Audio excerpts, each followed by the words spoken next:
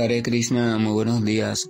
Nama Om Vishnupadaya Krishna Prestaya Bhutale Srimate Bhaktivedanta Swaminiti Namine Namaste Saraswate Deve Gauravani Prasharine Nirvishesha Sunyavadi Pashatya Deshatarine Shayatri Krishna Chaitanya Prabhu Nityananda Tri Advaita Gadavdara Rivasadi Gaura Bhaktavrinda. Hare Krishna, Krishna Krishna, Hare Hare, Hare Rama, Rama Rama, Hare Hare. Hare Krishna reiterados, vamos a continuar con las lecturas y propuestas de reflexiones del siempre glorioso y magnífico Srimad Bhagavatam.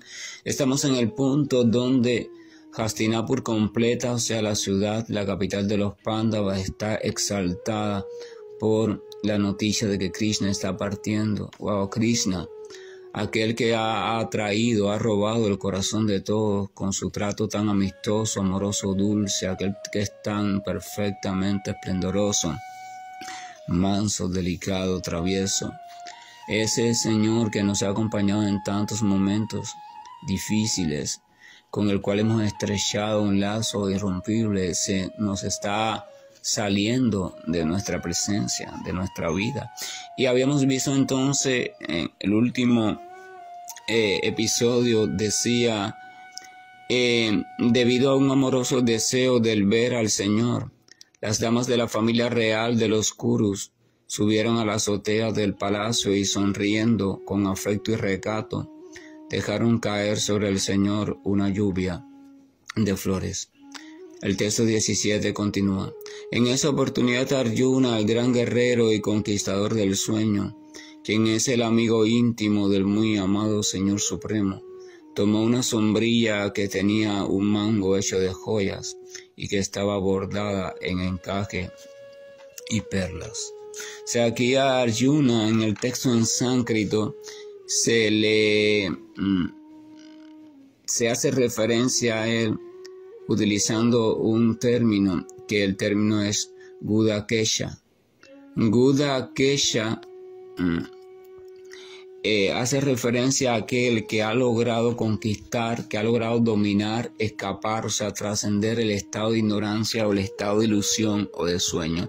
Vamos a recordar que Bhagavad Gita comienza porque Arjuna, debido a la identificación estrecha que tenía con su familia en relación a este cuerpo, o sea, la familia, lo que llaman familia biológica, debido a esa identificación, él estaba todo inestable en la toma de decisión si pelear o no pelear en la batalla de Kurukshetra, la cual era una batalla necesaria y donde se requería él fuera un instrumento del Señor Supremo.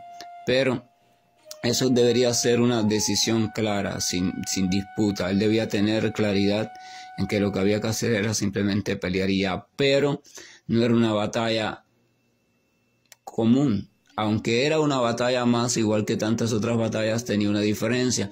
Los que estaban en los bandos de guerra, muchos de ellos eran conocidos, amigos y hasta familiares. Entonces ya eso hizo que la mente de Arjuna se perturbara y que le hiciera pensar que era una batalla diferente. Desde el punto de vista técnico, no era más que una batalla más. Él era un guerrero y eso era una batalla más. Entonces, ¿dónde estaba la diferencia? La diferencia estaba en la identificación con, sí, pero mira, aquel es mi primo, aquel es mi esto, aquel es mi maestro, y cómo yo voy a luchar contra ellos, ¿verdad? Entonces, la identificación estaba, la confusión surge de esa identificación y de los lazos que esa identificación trae, a tal punto que te obnubila el verdadero raciocinio o la verdadera inteligencia. O sea, la inteligencia de actuar en concordancia con aquello que el Señor ha dispuesto. Entonces Arjuna, escuchando el Bhagavad Gita, o sea, cuando Arjuna le expone esta debilidad, esta incertidumbre a Krishna, que Krishna comienza a hablar del Bhagavad Gita, a lo largo del Bhagavad Gita, debido a las cuestiones que el Señor le va ilustrando y debido también a cómo Arjuna le hace algunas preguntas, llega el momento en que Arjuna dice, ya he quedado libre de dudas. De hecho, el Señor le pregunta, ¿ya tus dudas se han disipado? Y él le dice que sí, se han disipado completamente. O sea, Arjuna queda completamente con claridad, comienza a ver las cosas tal y como son realmente desde la perspectiva correcta y decide luchar en la batalla de Kurukshetra desde la posición adecuada y viendo iluminadamente cuál era la realidad de todo el asunto. Por eso se dice que conquistó el sueño, conquistó esa ignorancia, esa ilusión que lo hacía todo perturbado a la hora de tomar decisiones, pero lo conquistó debido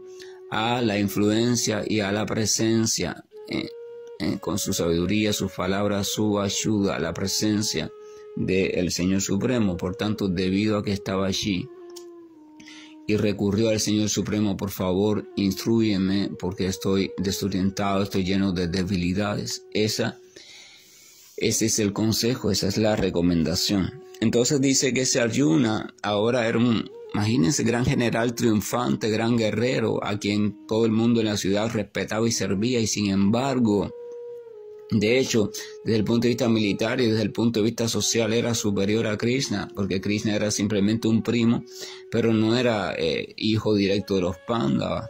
Krishna no era el gran guerrero ni nada de eso. De hecho, participó en la batalla como Auriga. Entonces Arjuna, aún así, el gran general Arjuna, toma una sombrilla. Krishna ya se va marchando en el carruaje y Arjuna le acompaña hasta una cierta distancia y él toma una sombrilla enjollada, o sea, muy vistosa, muy hermosa, muy valiosa, para cubrir al Señor del Sol. A veces vemos en algunas manifestaciones artísticas de obras visuales, o sea, de cuadros, dibujos, pinturas costumbristas, de la tradición Vaishnava, y también se ve en la India, diferentes tradiciones, algunas imágenes de el Señor Supremo siendo tapado por algunos de sus sirvientes con una sombrilla, porque esa es la cuestión del sirviente. Servicio amoroso significa qué es lo que al Señor realmente ahora mismo está supuestamente necesitando. Digo supuestamente porque el Señor realmente no necesita nada, pero Yogamaya, la energía mística del Señor, la energía espiritual del Señor, hace surgir en la mente del sirviente que el Señor necesita. Mira, el sol está un poco fuerte, le va a molestar en los ojos, o le está dando sobre su cabello tan hermoso, déjame cubrirlo para que no sienta esa incomodidad, mi Señor. Ese es el pensamiento amoroso, el que ama sinceramente desde el sentimiento que sea, amigo, sirviente, paternal, filial, conyugal. El lío es desde el que ama, sinceramente siempre está en función del bienestar y el más mínimo detalle. Entonces se vuelven expertos en los detalles, pero sin esperar nada a cambio, o sea, sin decir, yo que tanto he servido y mira, ahora no recibo nada a cambio o nadie me lo tiene en cuenta. Ya eso es un signo de que no hay amor puro. Esa recriminación allí por cuestiones de que nadie me lo aplaude, nadie me lo agradece, no, ahora mira, no. Porque él sirve completamente. Su plena felicidad está en servir al objeto amado. Él no quiere recibir nada. Él simplemente está ya recibiendo su premio cuando su servicio es provechoso. Si es provechoso, wow, genial, cumplí mi objetivo. Esa es la cuestión, así de simple. Pero si asume la otra posición y entonces saca el servicio constantemente a colación, no porque yo esto, porque yo aquello, entonces en función de eso se frustra, coge genio, coge ira, tiene pensamientos dislocados con asomos de contradicción. Entonces debe revisar porque su servicio realmente no está surgiendo del amor, sino que está surgiendo de un reflejo contaminado de lo que piensa la criatura, que es amor. Y entonces el proceso de Bhakti Yoga es un proceso diseñado para eso, para que vayamos transformando nuestro modo de servir. No se trata solo de servir, se trata de transformar nuestro concepto de lo que consideramos, de lo que consideramos servicio. Pero para transformar nuestro concepto tenemos que tomar referencia de un tipo de servicio diferente. Por eso existe el maestro espiritual y los otros devotos más avanzados, para que veamos ejemplos de servicio diferente a lo que yo pienso que es servicio. Y tenemos que ser lo suficientemente humildes para reconocer los errores que hay en nuestro concepto de servicio material desde el punto de vista material o particular, y asimilar con los brazos abiertos el nuevo modelo de servicio y seguir el entrenamiento. No podemos dejar un tipo de servicio para tomar otro, una concepción, una forma de servicio para comenzar a servir de otra manera, de un día para otro. Nadie puede hacer eso. Los hábitos implantados, las programaciones mentales que están rigiendo nuestro comportamiento no pueden abandonarse de un momento a, ya sé, ahora voy a tomar esta. No, porque la tendencia es que va a haber una cierta inercia. O sea, si vamos a la física, la ley de Newton o la ley de la inercia dice que todo cuerpo trata de mantener su estado de movimiento siempre y cuando sobre él no influyan fuerzas ajenas, o sea, su estado de movimiento. Eso se llama inercia.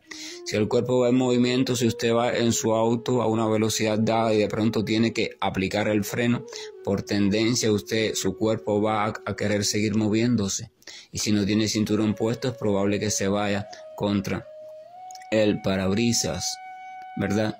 Y lo contrario también pasa. Si usted está sentado en un auto al lado del conductor, pero usted está entretenido y el conductor está detenido, pero de pronto por algún motivo o por un error él acelera, o sea, sale de pronto el auto, entonces su tendencia, la de su cuerpo que está en reposo, es seguir en reposo, y entonces en esta vez, en vez de irse hacia adelante, se va hacia atrás contra el respaldo, o sea, el espaldar, como se dice en Cuba, del asiento.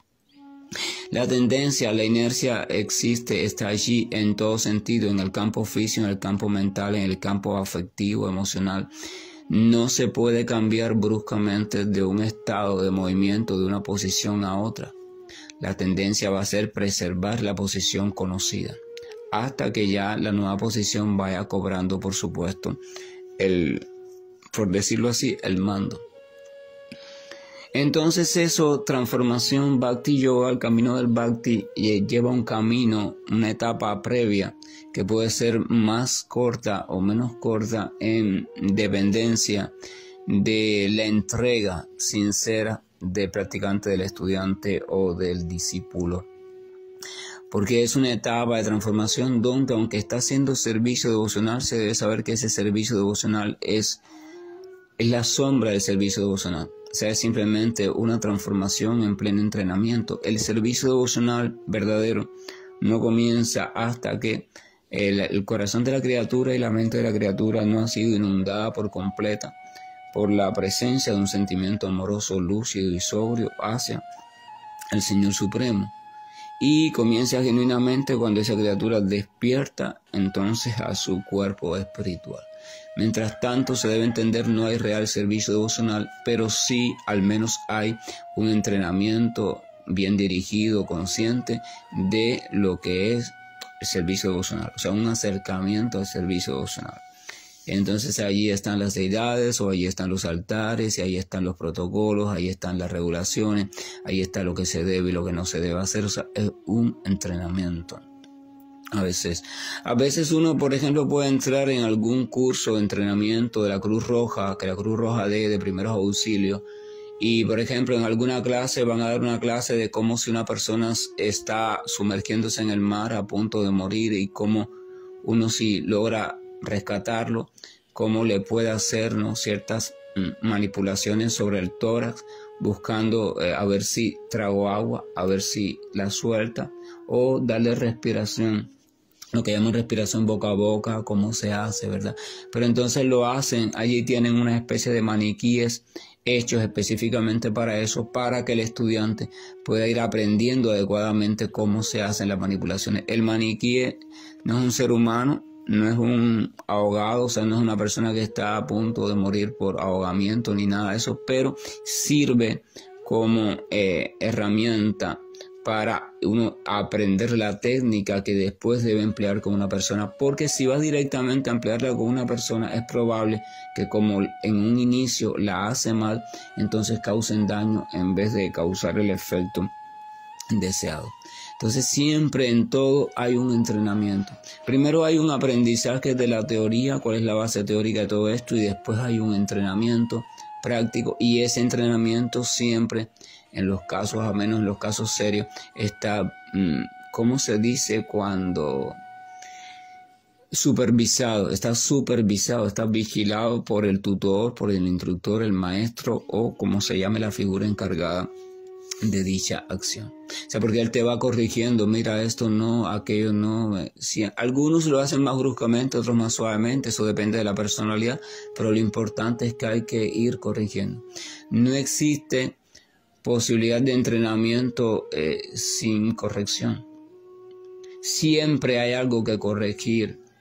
Aquel que piense que no hay nada que corregir en sí, entonces debe saber que está en mal camino. Siempre hay algo que corregir. Estoy hablando de esa etapa de entrenamiento y sobre todo en los primeros momentos.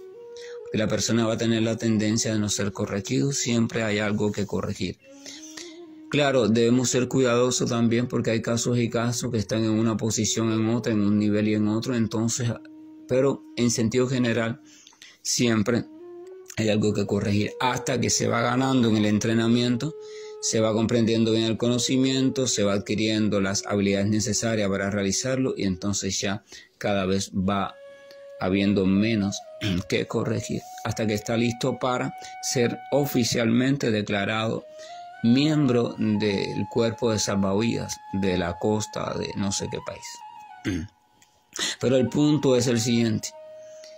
El sendero del Bhakti es un sendero de aprendizaje y entrenamiento previo antes de poder realizar servicio devocional verdadero, o sea, servicio devocional en el plano espiritual. No se puede. Nadie puede comenzar a realizar servicio devocional como tal. Todo el mundo que desea hacerlo tiene que comenzar por un entrenamiento, por una simple causa. La entidad viviente está identificada con el mundo material, la entidad viviente está respondiendo según las cuestiones del mundo material y el servicio devocional ocurre en el plano espiritual. Por tanto, no se puede realizar desde un plano lo que está sucediendo en otro plano. Hay que primero transformarse y adquirir el cuerpo adecuado, las cualidades adecuadas que pertenecen al otro plano, y entonces a partir de ahí ejercitar la acción de servicio devocional. Usted no puede respirar, un ser humano no puede respirar si antes, durante el proceso de formación del feto, no se fue conformando los pulmones, las vías respiratorias, el sistema en sentido general, y no maduró y estuvo listo. Pero aún así tampoco puede respirar hasta que ese niño no nazca y llore. Porque ese llanto es la apertura o el inicio de la primera respiración. Ahí se abre, ahí empieza a funcionar el sistema respiratorio.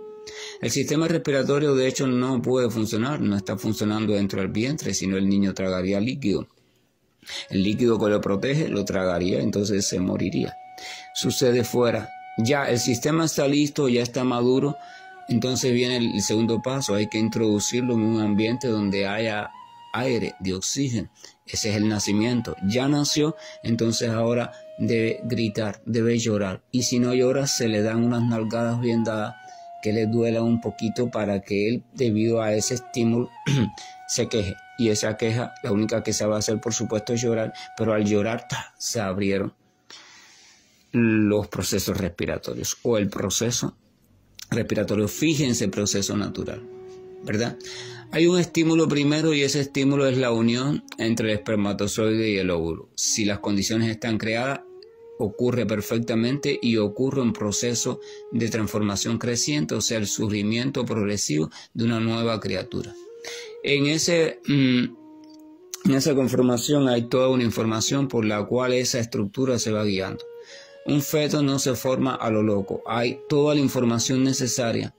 Cuáles son los pasos que debe dar, qué es lo primero que se debe formar, después qué es lo que debe quedar detrás, que todo eso está perfectamente detallado en la información que llaman información genética o el genoma.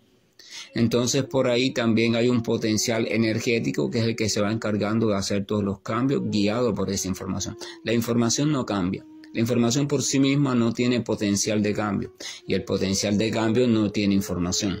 Se necesitan de las dos cosas, conocimiento y energía volitiva, o sea, y potencia y conocimiento, potencia e información. Si falta una, entonces no ocurre la cuestión o ocurre en un sentido completamente ilusorio o equivocado.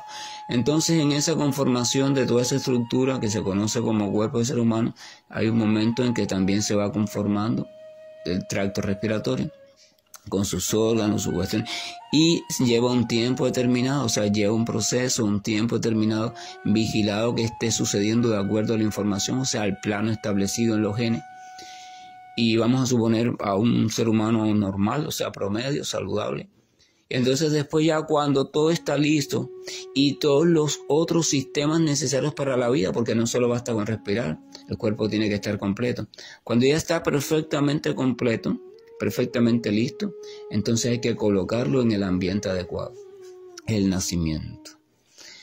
Entonces el proceso de entrenamiento es ese proceso de formación del feto. Primero, el estímulo, que es cuando usted escucha una palabra, una frase, se asocia con una persona que en su corazón le hace sentir algo diferente en relación a Dios, y entonces usted siente el primer estímulo de volver a escuchar, de buscar por primera vez, o sea, usted siente un movimiento. Literalmente, el alma tiene su primer movimiento. El alma ha sido literalmente fecundada. Esa fecundación no es garantía de nada porque a veces una esposa queda embarazada y se pierde. Hay un aborto, hay un cierto problema disfuncional en el cuerpo, lo que sea, y se pierde, entonces nunca llega a formarse el feto o el niño, ¿verdad? Entonces lo mismo puede suceder. Una persona, una criatura puede ser estimulada por otras criaturas avanzadas espiritualmente y aún así no lograr por llamarlo así, el embarazo en su corazón. Pero si el embarazo ocurre, entonces debe saberse que, y si es cuidado apropiadamente, debe saberse que va a seguir todo un proceso. Porque ese estímulo que recibió provoca un movimiento, pero ese estímulo también trae consigo una información, o sea, una guía del movimiento, que desde fuera tiene que ser cuidada, por supuesto, por el maestro espiritual para que todo el proceso ocurra adecuadamente. Y entonces el alma, la entidad viviente, sigue todo un proceso de estimulación progresiva cada vez más, donde cada vez va a exigir más. No exige lo mismo la primera célula que se forma allí cuando espermatozoide y óvulo se unen, no exige la misma cantidad de energía, de alimento, de sangre y de nutrientes que ya cuando el feto tiene 3 meses y mucho menos cuando tiene 7 meses. Cada vez que se va fortaleciendo, dando lugar a las diferentes estructuras, va exigiendo más sangre, más energía, más nutrientes, más todo, más espacio, porque va creciendo. Hasta que después ya, cuando está todo listo, viene el nacimiento. Inevitablemente él mismo avisa cuando quiere nacer. Por eso la cuestión del proceso, el practicante no debe estar fijo allí, ay, que cuándo será que yo experimentaré esto o aquello, no. Él simplemente debe recibir mediante la práctica, la compañía, los buenos consejos, la guía y las oraciones de los demás. Debe recibir, por supuesto, la misericordia del Señor, debe recibir el estímulo necesario y la vigilancia necesaria para que, según la información adecuada, se vaya desarrollando y conformando en su proceso de transformación y purificación, donde la concepción material o la criatura material va siendo cada vez menos presente y la espiritual se va conformando. La potencia está allí, la potencia espiritual está siempre allí porque el alma es potencia espiritual, pero no está conformado, no está despierta a la vida espiritual o al cuerpo espiritual. Entonces es ese proceso de preparación para la obtención de un cuerpo espiritual, porque sin un cuerpo espiritual no puede actuar en el mundo espiritual.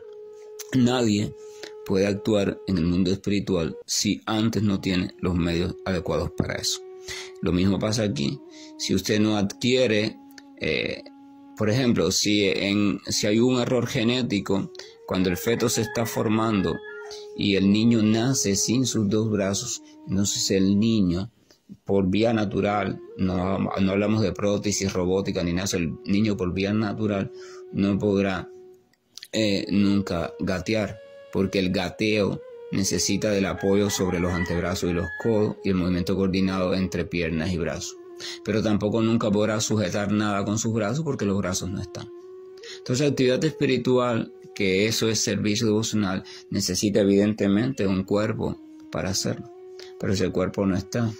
Entonces hay que ir desapegando a la criatura, hay que ir sacando a la criatura de la concepción material de la existencia e irlo permitiendo que se vaya formando el famoso cuerpo espiritual mediante el estímulo adecuado.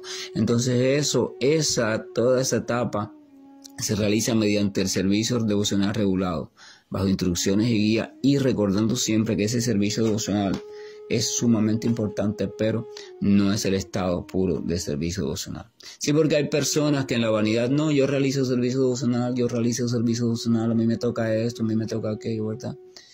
Pero cuando esa actividad los vuelve vanidosos y los hace creer diferente de los que realizan servicio en otra área, o que creen que son superiores ellos a los otros, entonces le dice, hey, no, sí, mira, a fin de cuentas el servicio ese supuesto que tú estás realizando tampoco todavía es servicio verdadero, así que no te enorgullezcas, más bien bájate, humíllate, ponte muy simple y sencillo. Eso es solo para reflexionar, porque los senderos hacia la purificación de la criatura dormida en su sueño, todos están llenos de muchas trampas que el ego falso va poniendo, que la mente va poniendo, que todo va poniendo, y necesitamos estar despiertos para detectarla. Pero como no lo estamos, necesitamos de ayuda, pero para que esa ayuda funcione necesitamos ser humildes, sumisos y aceptar las rectificaciones. Hare Krishna, buen día, y eso es importante reflexionarlo. Que tengamos todo un día lleno cada vez más de deseo sincero de tomar el sendero de acercamiento a Dios de una forma lo más lúcida posible, lo más seria posible y también lo más humildemente posible. Estoy finalizando la llamada. Namo Vishnupadaya Krishna Prasthaya Bhutale Srimate Bhaktivedanta Swami Nichinamine Namaste Sarasvati Devam Gauravani Pracharini Nirvishesha Shunyavadi Vasachate Shatarini